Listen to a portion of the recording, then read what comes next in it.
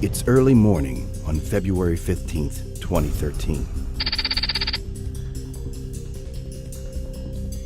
A meteor weighing 10,000 metric tons is about to explode nearly 23 kilometers above Chelyabinsk.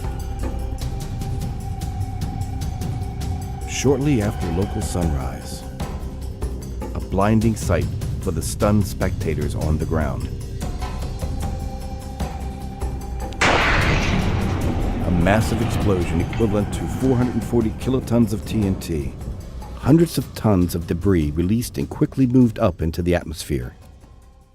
The highly sensitive OMS instrument on board the Sumy NPP satellite made its first observation of the plume. Nearly 3.5 hours later, an entire 1,100 kilometers east of the explosion and already at 40 kilometers altitude, well into the Earth's stratosphere.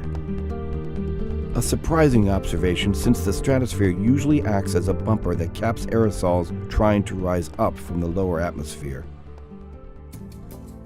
By inserting a column of data from the first plume observation into 2 NASA models, scientists were able to project the plume's trajectory. The model showed that the plume at higher altitudes, shown in red, would move ahead of the lower layer, shown in yellow. The reason would be the difference in wind velocity at the lower and higher altitudes. Also illustrated here is how accurately the satellite observations coincided with the projected path of the plume.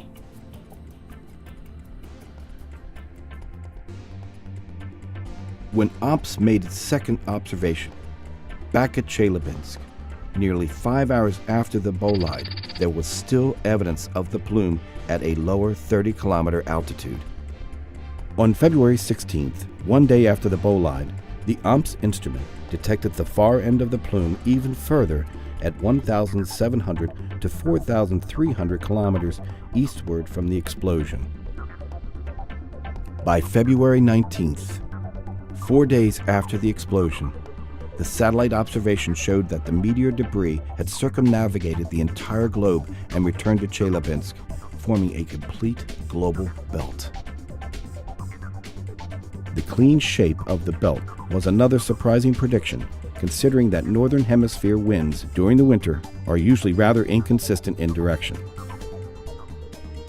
A further look into the model simulation showed that evidence of the plume would persist for a long time, which also coincided with the satellite observations. We have now seen how accurately the models were able to project the plume's trajectory.